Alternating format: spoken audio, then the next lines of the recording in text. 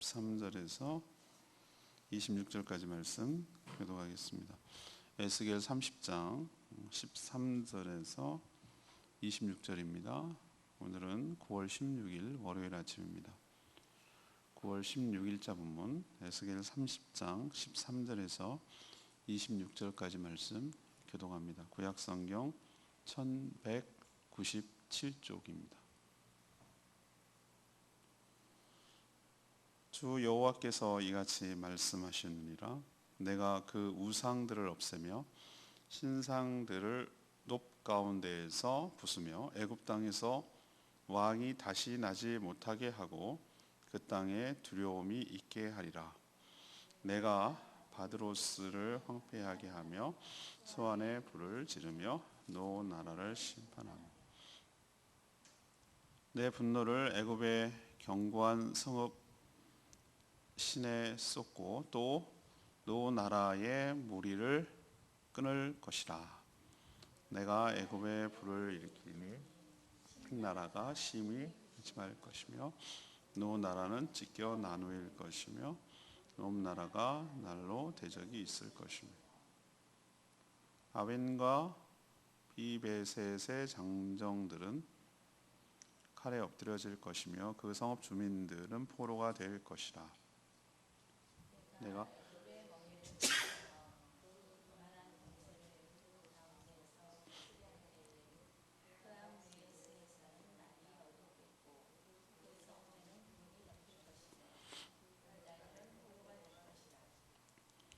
이같이 내가 애굽을 심판하리니 내가 여호와인 줄을 그들이 알리라 하셨다 하라.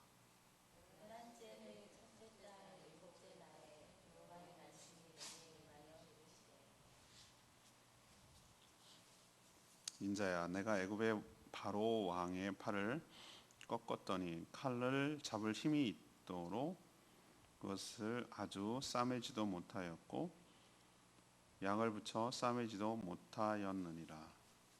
그러므로 주 여호와께서 이같이 말씀하셨느니 내가 애굽의 바로 왕을 대적하여 그 두 팔 곧 성한 팔과 발로 칼이 그 손에서 떨어지게 하고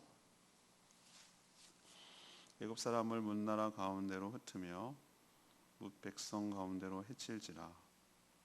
내가 바벨론의 왕의 팔을 견고하게 하고 내 칼을 그 손에 넘겨 주려니와 내가 바로의 팔을 꺾으리니 그가 바벨론 왕에게 상한 자의 고통하듯 하리라. 내가 바벨론 왕의 팔을 들어주고 바로의 팔은 내려뜨릴 것이라. 내가 내 칼을 바벨론 왕의 손에 넘기고 그를 들어 애굽 땅을 치게 하리니 내가 여호와인 줄을 그들이 알리라. 내가 애굽 사람을 나라들 가운데로 흩으며 백성들 가운데로 해치리니 내가 여호와인 줄을 그들이 알리라.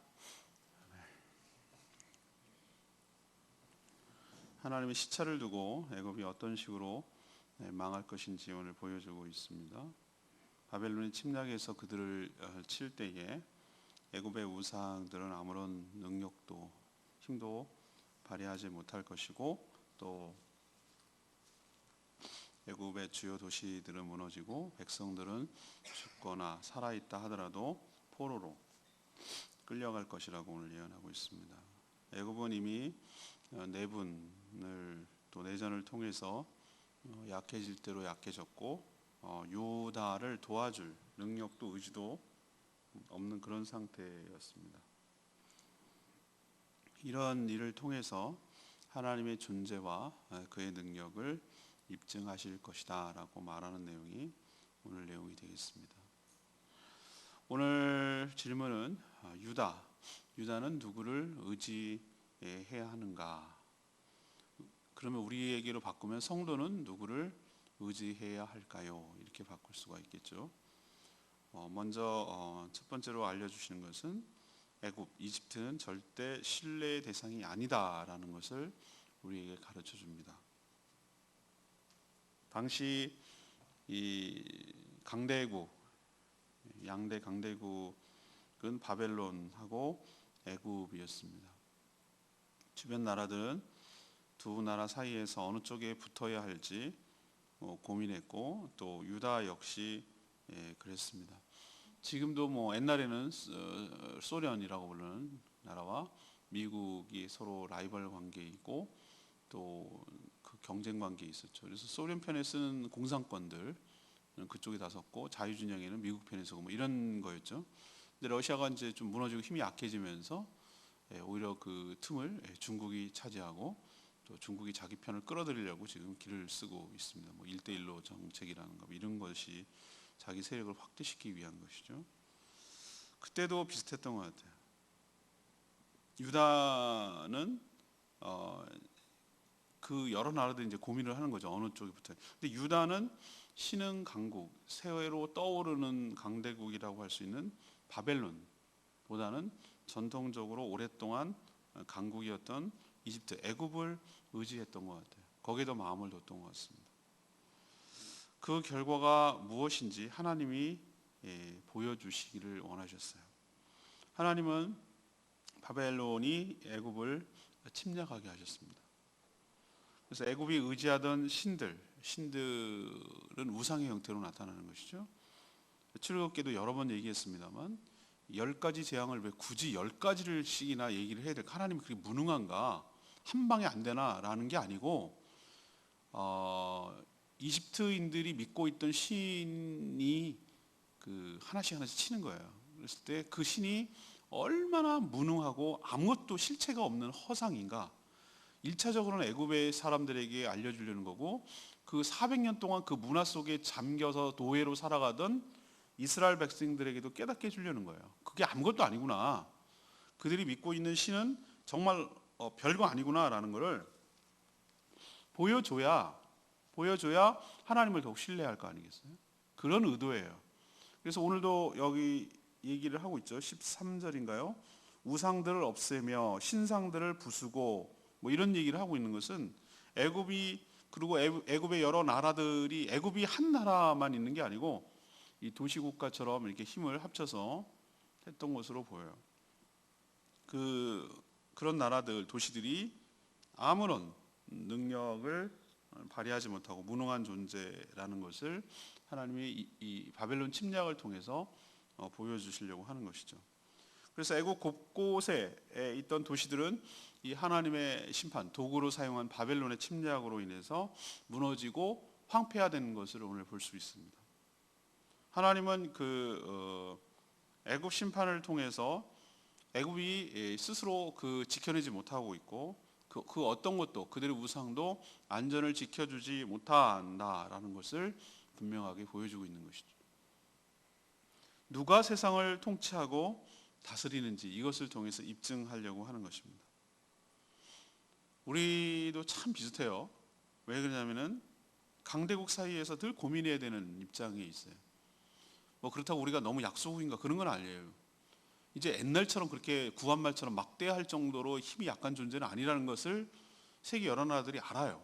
그렇지만 여전히 어쩌면 그렇게 좀 피해가면 좋겠는데, 다 강대국의 중심에 끼어 있어요. 북에는 러시아랑 접경하고 있지, 서쪽은 중국하고 있지, 동쪽은 태평양을 장악하고 늘 자기 편에 서기를 원하는 미국이 있지, 맨날 깝죽깝죽거리고 우리를 정말 믿게 하는 일본이 옆에 있지. 정말 어떻게 보면은 제일 힘든 입장에 있어요. 힘든 입장에. 그럼 어느 쪽에 서도 안 되는 거예요. 어느 쪽에 서면 또 그게 공격의 대상이 되는 것이고, 또 의지의 대상이 안 되는데, 오늘 말씀을 통해서 우리에게 그거를 어쩌면 잘 보여주고 있는 것이에요. 고민하고 있는 우리, 하나님께서 오늘도 우리 이 말씀을 통해서 가르쳐 주는 거죠. 강대국은 그게 전통 강대국이건 신흥 강대국이건 그 어떤 나라도 우리나라의 안위와 안전을 보장하지 않는다라는 것을, 애굽에 대한 심판을 왜 얘기하겠어요? 애굽을 의지하려던 유다한테 하는 얘기 아니겠어요? 아무것도 아니라는 걸 보여주려는 그도임을 깨닫고 우리도 하나님만 신뢰하기를 원합니다. 그 뒤에 그 얘기를 하겠습니다만, 두 번째 얘기도 역시 비슷한 얘기예요. 이 바벨론 역시 의지의 대상이 아니라는 걸 우리에게 보여줍니다. 하나님은 바벨론을 도구로 쓰셨어요. 바벨론이 사랑스럽거나 강해서가 아니에요. 그냥 하나님의 뜻을 이루어가는 데 있어서 필요해서 그 나라를 들어 사용했을 뿐이에요. 바벨론은 자신이 강해서 그런 줄 알고 교만해지지만 바벨론 역시 하나님의 심판을 받아 강대국의 지위를 넘겨줄 거예요. 바벨론이 누구에게 망합니까? 메데 바사에게 망하지 않습니까? 결국은 아수르를 쓰러뜨리긴 했지만 당시 최강이었거든요. 근데 자기도 오래가지 못했어요. 바벨론은. 그리고 결국 메데 바사 연합군에 의해서 함락되고, 메데 바사 연합군 또 네 분이 일어나서 바사가 어디죠? 우리 잘 익히 알던 동네예요. 페르시아예요. 페르시아. 바사가 페르시아예요. 메데 바사에서 메데를 쓰러뜨려요. 또 그래서 다 장악을 해요. 그래서 페르시아가 세계 패권을 오랫동안 또 장악하고 있지만 페르시아는 영원합니까? 또 그리스에게 넘어가는 것이죠. 헬라의 권에 넘어가는 것이죠. 이런 식으로 세상은 돌고 돼 있어요. 영원한 강대국은 없어요.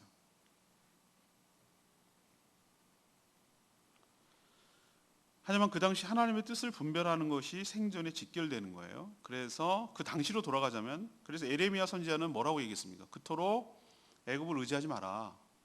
오히려 바벨론에게 항복하는 것이 너희들이 살 길이다 라고 얘기를 했어요. 유다 백성들에게.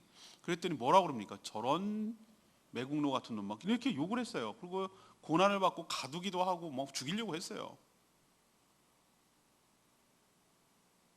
우리도 비슷할 것 같아요. 그죠? 이런 상황에서 무슨 뭐 어쩌고저쩌고 항복하는 것이 뭐 이런 얘기를 하면 뭐 죽이려고 그럴 거야, 아마. 그죠? 근데 그 당시 하나님 뜻을 알고 있었어요. 예레미야는. 애굽에 의지하지 말라는 뜻이었어요. 바벨론에 일시적으로 항복하는 것이지 바벨론에게 항복하는 것이 영원한 건 아니라는 거예요.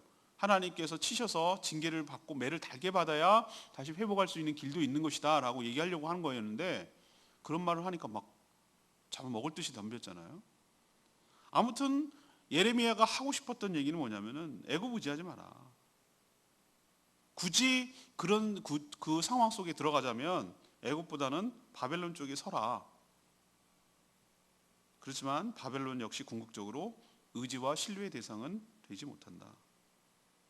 지금도 우리는 어떻습니까? 강대국 사이에서 한쪽의 선택을 강요받아요.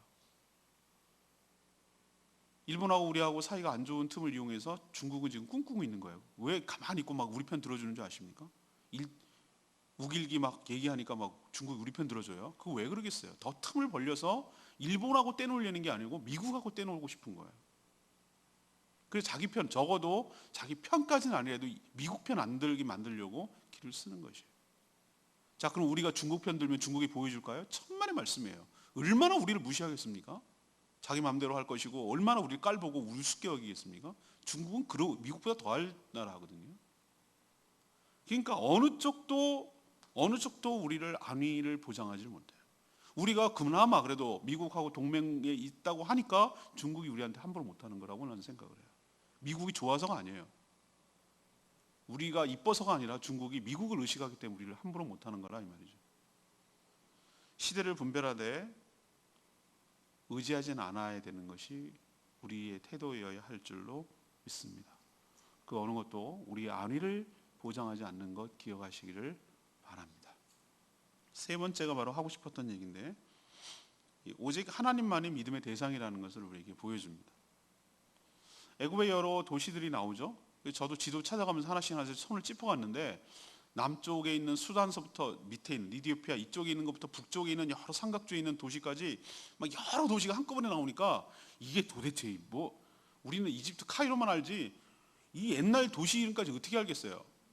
외국 사람들이 우리나라 신라 뭐 서라벌 그러면 알겠어요? 서라벌이 어딘지? 경주라고 그래도 모를 판인데. 개성은 또 어떻게 알겠어요? 고려시대의 수도였다는 거. 그건 모르잖아요. 그거 비슷해요. 그런 것처럼 백제의 수도가 부여였어 뭐 얘기하면 알겠어요, 그 사람들이? 그러니까 그냥 우리는 모르지만 이게 그 점을 찍어 가 보니까 이집트 전체에 다 퍼져 있는 거였어요. 근데 제가 주목했던 것이 18절에 나오는, 18절에 어느 도시가 나옵니까? 여러 망하는 뭐 야웬도 비베셋도 망하고 뭐 신나라는 심이 찢어지고 어쩌고 하는데 18절에 보면은 그들을 치게 할 때 드합 드헤스라는 곳이 나와요. 드합 드헤스. 드합 드헤스. 드합 드헤스가 뭔지 아십니까? 유대인들이 바벨론의 침략을 받아서 애굽으로 집단 이주해서 살던 도시예요. 우리로 칠까요? 일제가 침략했어요. 그래서 어디로 가냐면은 일제 피해가지고 중국으로 도망갔어요. 근데 거기 어디서 살았냐면 상하이 임시정부처럼 상하이 임시정부 제가 가봤거든요. 거기에서 사는 거랑 비슷한 거예요. 느낌이. 근데 그렇게 피해서 갔을 때 잘 살 줄 알았어요. 근데 여러분 알다시피 일본하고 중국하고 싸웁니다. 그래서 엄청나게 중국도 난징 대학살 사건 30만이 죽었어요. 그렇게 하는 것처럼 죽을 때 그 피해서 살던 우리로 치면은 뭐 일본에 숨어 들어가는데 하도 힘들어갖고 나가사키 뭐 이런데 원폭이 터져가지고 그냥 난리 나서 다 죽은 것처럼 그런 거랑 비슷한 거예요. 그래서 그 혼란을 피해서 살면 안전할 줄 알았는데 바벨론 침략 당시 그 쓸어버릴 때 바벨론이 어디까지 치냐면 유대인들이 모여서 집단으로 모여 살던 그 도시 드합 드헤스 여기까지 친 거예요. 이건 뭘 얘기하는 거죠? 하나님께서 애굽을 의지하던 유다인들이 얼마나 잘못된 생각을 했는지 또 그 결과가 얼마나 허망한지 이거를 보여주려는 거예요. 어디가 안전하겠냐는 거예요. 어디를 피한들 숨겠냐는 거죠. 하나님 이미 오늘 표현에 의하면 애굽의 두 팔 중 한 팔을 꺾으셨다라고 말하는 거예요. 한 팔을 이거는 상징적인 거거든요. 이 말은 애굽 안에서 내분이 일어났어요. 왕권이 약화된 것을 말합니다. 이 파라오라는 왕 그때 당시에 파라오는요 우리로 치면 왕이라는 이름이고요. 왕이라는 타이틀이고요. 그 이름이 있었겠죠. 뭐 무슨 탭스 뭐 이런 뭐 자기 나름대로 이름이 있어요. 근데 그 우리도 이성계에 고려의 마지막 왕 공민왕인가요? 그 정벌을 하러 보냈는데 위화도 회군하잖아요. 회군 반란이 일어난 거예요. 그래서 조선 정권을 세우듯이 이 이집트의 파라오 그때 당시 뭔데 그 왕이 그 정벌을 하러 보내요. 장군을. 근데 반란을 일으켜. 되돌아와 가지고 오히려 왕을 칩니다. 그러니까 내분이 일어난 거예요. 내전이 일어난 거예요. 그래서 이집트가 약할 대로 약할 상황이었는데 그걸 하나님께서 예스겔 선지자를 통해서 보는 한 팔을 꺾었다. 지금 두 팔 갖고 싸워도 이길까 말까 한 판인데 한 팔을 이미 꺾어놨다는 얘기예요. 하나님께서 이미 바벨론에게 지도로 만들어 놓으셨어요. 이미 다 작업해 놓으셨어요. 이런 무능하고 연약한 애굽을 의지한 결과가 무엇인지를 보라는 거예요. 보라는.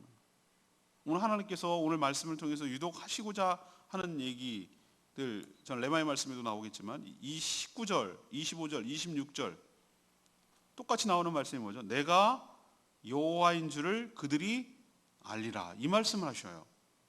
이 말씀 뭡니까? 이 모든 일을 통해 하나님 자신의 존재감, 능력, 그들의 하나님의 주권 이런 것들을 뭐 하시겠다는 거죠? 입증하시겠다. 우리도 모든 되어진 일들을 통해서 허망한 것을 잘못된 것을 의지하는 자가 얼마나 허망한 꼴을 당하는지를 깨달아서 우리가 얼마나 잘못된 선택과 판단을 해서 얼마나 어려움을 겪게 될 수 있는지를 우리에게 간접적으로 보여주시는 줄을 압니다. 우리도 그 무엇을 의지해서는 안 된다는 거예요. 애굽도 의지해서는 안 되지만 또 어디 의지해도 안 된다. 바벨론도 의지해서는 안 된다. 우리로 칠까요? 친정아버지 의지해도 안 되고 신랑은 의지해도 안 되고 내 직장과 돈 의지해도 안 되고 아시겠어요? 그거 다 의지하다가는 이 꼴 당한다. 어딜 피하고 어딜 도망가겠느냐. 오히려 그거 의지하다가 내가 여호와인 줄을 너희가 알리라. 이 꼴 당하는 거예요. 그러니 하나님만이 우리의 신뢰의 대상이고 믿음의 대상인 것 기억하시고 하나님만 의지하며 살아가는 저희들 되기를 원합니다. 레마 말씀 26절 말씀 내가 애굽 사람을 나라들 가운데 흩으며 백성들 가운데로 해치리니 내가 여호와인 줄을 그들이 알리라. 하나님은 왜 에스겔 선지자를 통해서 이렇게 길게 지금 몇 장째 계속 얘기하고 있죠? 전에는 두로에 대해서 한참 얘기를 하시더니만 지금은 또 넘어와서 애굽에 대해서 또 한참 얘기해요. 왜 이렇게 애굽에 대해서 길게 심판 얘기하실까? 여호와가 누구신지 분명하게 알게 하려는 의도예요. 그럼 누가 알기를 원할까? 일단 애굽이 알아야 되겠죠. 애굽이 망하는 거니까. 그들이 얼마나 무력하고 허접한 존재인지 그들 스스로 깨닫기를 원했어요. 그렇지만 애굽을 치는 바벨론도 알기를 원하는 거예요. 니들도 뭐 다를 줄 아냐? 너네가 애굽을 치니까 네가 세상 다 가진 것 같고 네가 최고로 강한 줄 알지? 너 또한 그렇게 도구에 불과하고 너희들도 또 하나님 앞에 망할 수 있다는 걸 보여주려는 거죠. 근데 진짜로 알려주고 싶은 나라가 있어요. 유다예요. 지금 이때가 어느 때냐면은 바벨론의 세 차례 침략을 통해서 망하기 직전, 일보 직전이 몇 달 안 남았어요. 이거 시점이. 언제 시점이냐면은 20절 보면 11째 달, 첫째 달, 일곱째, 이거는 거의 망하는 해. 그러면은 그때 망할 정도가 됐으면 어떻게 합니까? 하나님을 자꾸 의지해야 되는데 이 망해가기 직전에도, 아니 망해 가서도 포로로 끌려갔는데도 불구하고 애굽이 우리를 구출해 줄 거야, 이딴 생각하고 있었다니까요. 일본하고 미국하고 짝짝꿍 돼가지고 뒤늦끼리 다 짬짬이 해놓고서 우린 그것도 몰라요. 미략했는지도 모르고 있었어요. 그런데도 뭐라고 그럽니까? 일제히 넘어가니까 중국이 우리를 구해줄 거야, 러시아가 우리를 구해줄 거야, 미국이 우리를 구해줄 거야, 이런 헛된 꿈 꾸고 있는 마지막 구한말의 모습이랑 똑같다 이 말이에요.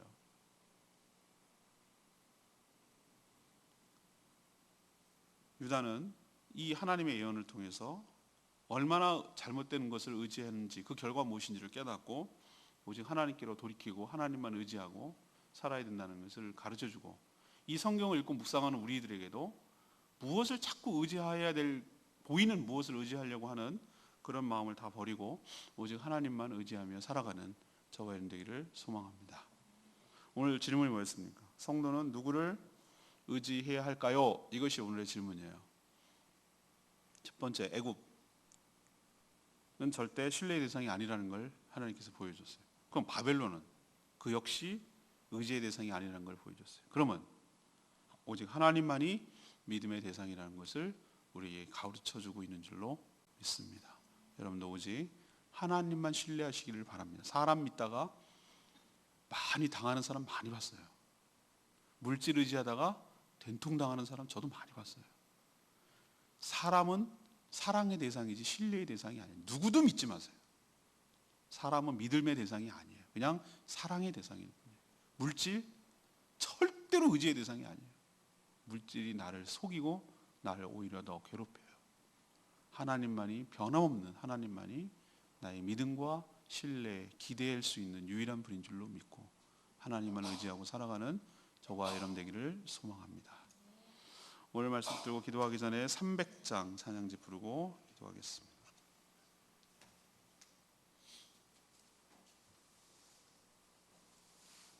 찬양집 300장. 하나님은 너를 지키시는 자.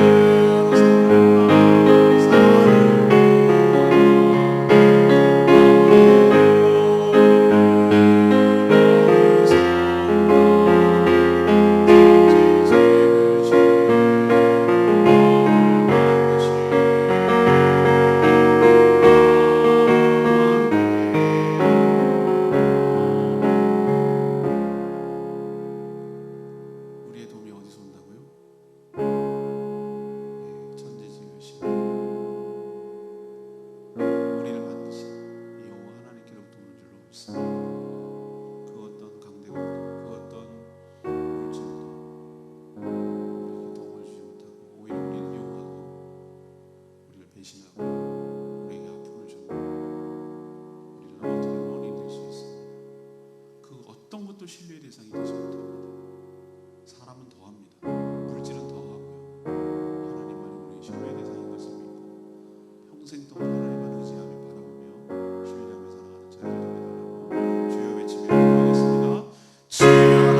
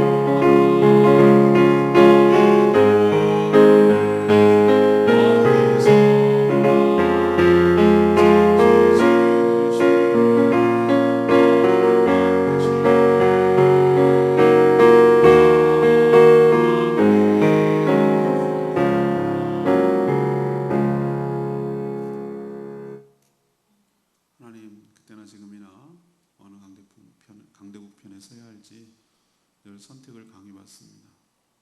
오늘 말씀을 통해 강대국을 의지하던 유다의 모습을 보면서 하나님 외에 다른 것을 의지하면 어떤 허망한 꼴을 당하는지 저희도 분명하게 깨닫게 하여 주시옵소서. 당시 애국도 바벨론도 지금 미국도 중국도 일본도 러시아도 우리나라의 안위를 지켜주지 못함을 깨닫게 하여 주시옵시고 하나님의 은혜로 부강하여 스스로 안위를 하나님께서 지켜주시도록 인도받게 하여 주시옵소서. 하나님의 세상의 주인이시며 자신의 거룩한 뜻대로 이 땅을 경영하심을 믿습니다. 오직 하나님만을 신뢰하며 믿고 의지하며 살아가는 저희들 되게 하여 주시옵소서. 이 한 주간도 주님의 은혜가 필요합니다. 주님의 의지하며 주님을 신뢰하며 간구하며 믿음으로 살아가는 한 주 되게 하여 주시고 무엇을 선택받고 의지하도록 강요받을 때 부인하고 전적으로 하나님만 의지하며 살아가는 저희들 되게 하여 주시옵소서. 이 한 주 원도 주님께 의탁합니다.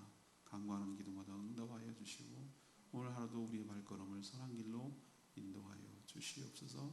주님께 모든 것 맡기옵고 예수 그리스도의 이름으로 축복하며 기도합니다. 아멘. 오늘 한 주간도 이 하루도 주님의 은혜 가운데 살아가는 복된 한 주간 되길 축복합니다. 오늘 CBS는 생방송할 테니까 많이 문자 보내주시기 바랍니다. 네, 충분히 기도하고 시작하겠습니다.